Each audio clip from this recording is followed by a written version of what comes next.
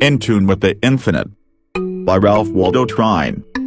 First English edition, December 1897. This audiobook is brought to you by The Project Wisdom.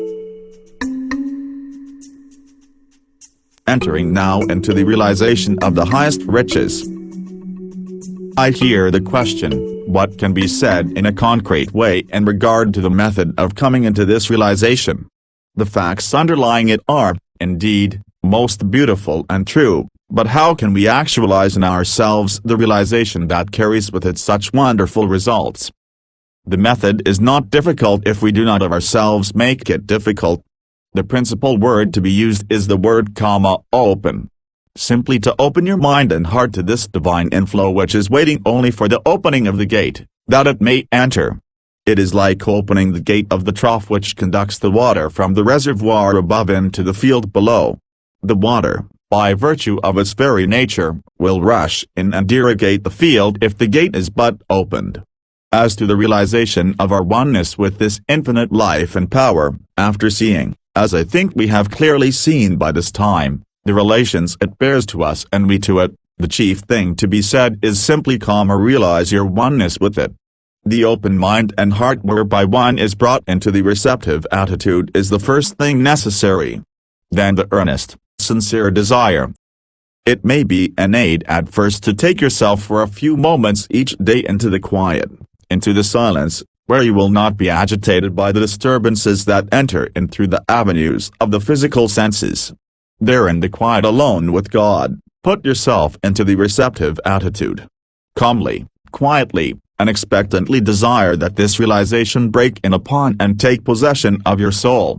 As it breaks in upon and takes possession of the soul, it will manifest itself to your mind, and from this you will feel its manifestations in every part of your body. Then in the degree that you open yourself to it you will feel a quiet, peaceful, illuminating power that will harmonize body, soul, and mind, and that will then harmonize these with all the world. You are now on the mountain top, and the voice of God is speaking to you. Then, as you descend, carry this realization with you. Live in it, waking, working, thinking, walking, sleeping. In this way, although you may not be continually on the mountain top, you will nevertheless be continually living in the realization of all the beauty, and inspiration, and power you have felt there. Moreover, the time will come when in the busy office or on the noisy street you can enter into the silence by simply drawing the mantle of your own thoughts about you and realizing that there and everywhere the spirit of infinite life, love, wisdom, peace, power, and plenty is guiding, keeping, protecting, leading you. This is the spirit of continual prayer. This it is to pray without ceasing. This it is to know and to walk with God. This it is to find the Christ within. This is the new birth, the second birth. First that which is natural, then that which is spiritual. It is thus that the old man Adam is put off and the new man Christ is put on.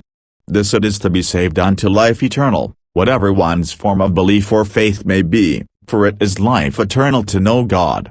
The sweet by and by will be a song of the past. We will create a new song, the beautiful eternal now.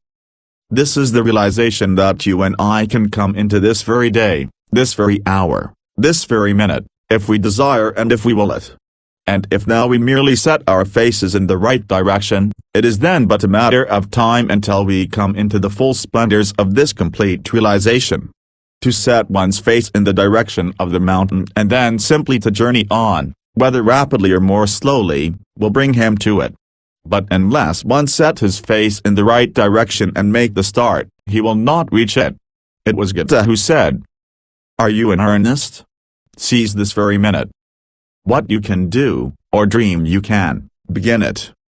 Boldness has genius, power, and magic in it. Only engage and then the mind grows heated. Begin and then the work will be completed."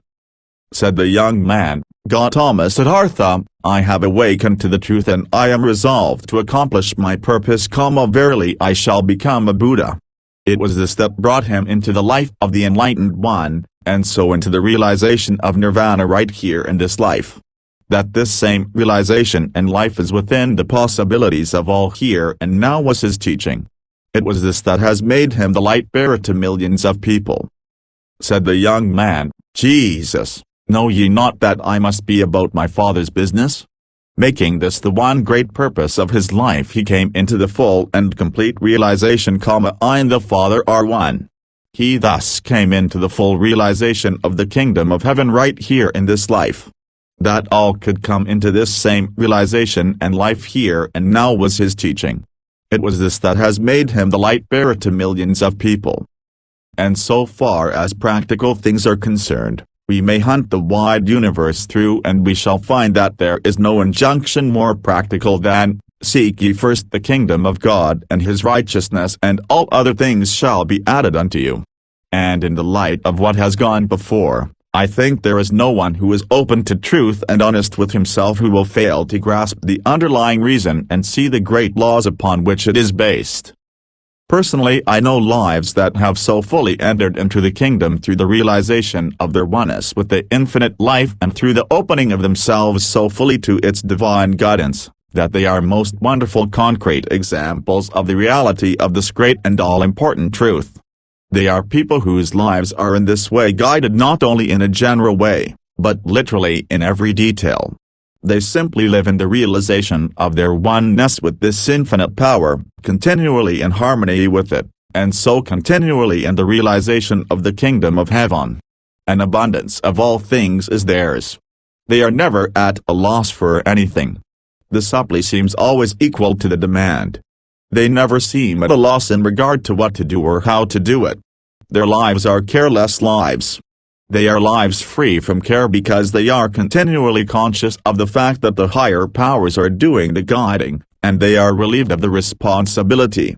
To enter into detail in connection with some of these lives, and particularly with 2 or 3 that come to my mind at this moment, would reveal facts that no doubt to some would seem almost incredible if not miraculous. But let us remember that what is possible for one life to realize is possible for all. This is indeed the natural and the normal life, that which will be the everyday life of everyone who comes into and who lives in this higher realization and so in harmony with the higher laws.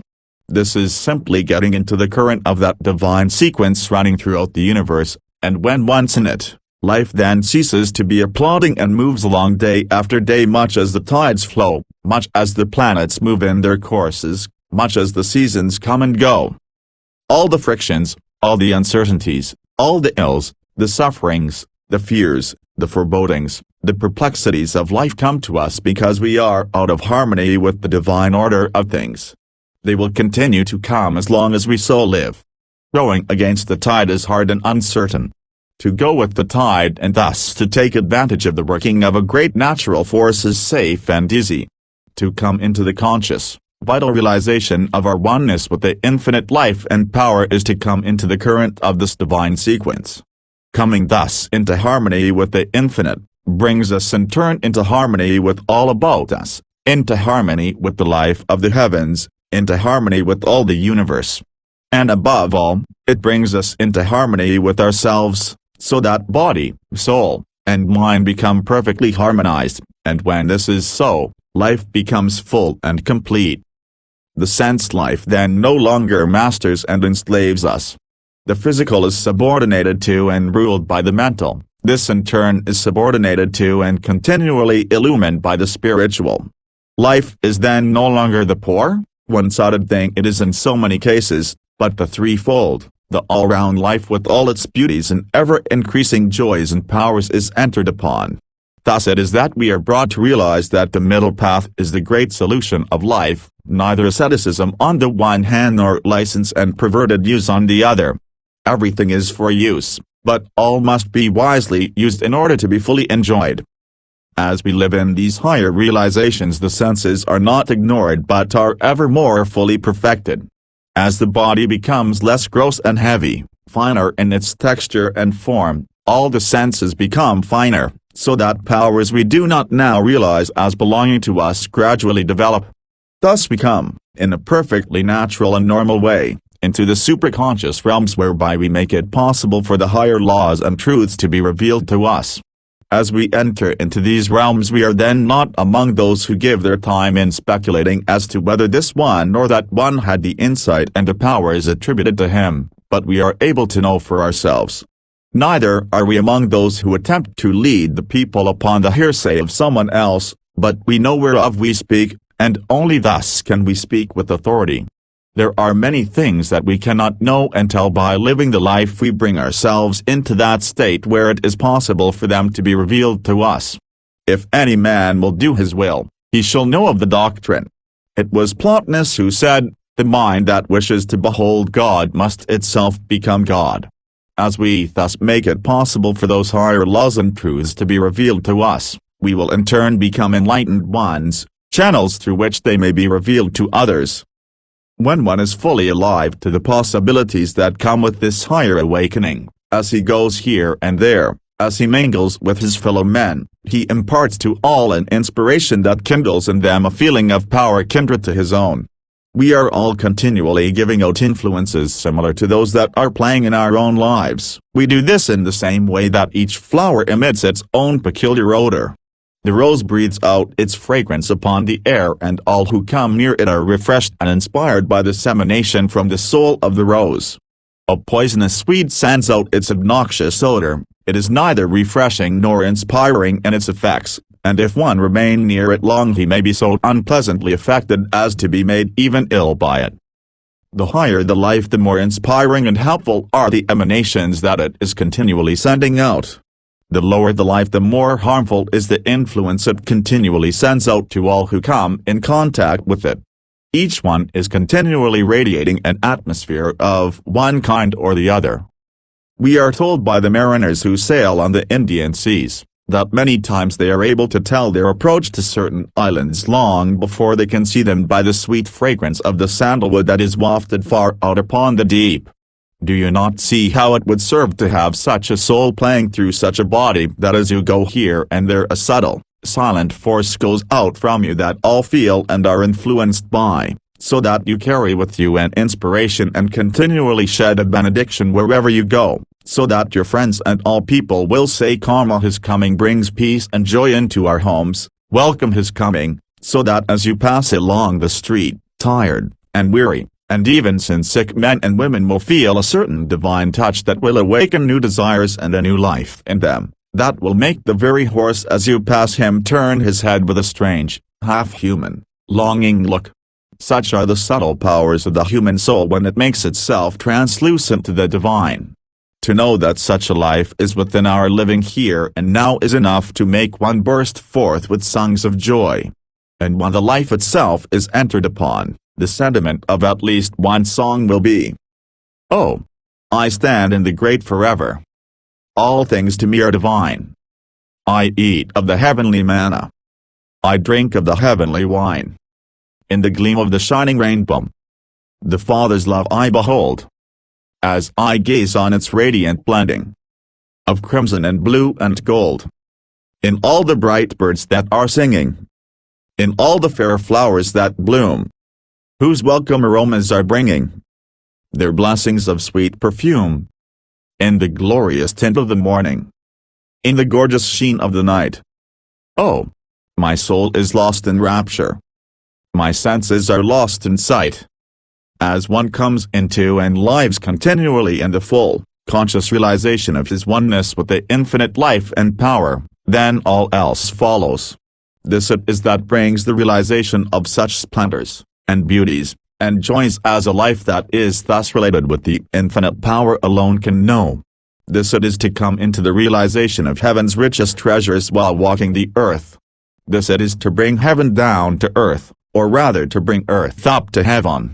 This it is to exchange weakness and impotence for strength, sorrows and sighings for joy, fears and forebodings for faith, longings for realizations. This it is to come into fullness of peace, power, and plenty. This it is to be in tune with the infinite.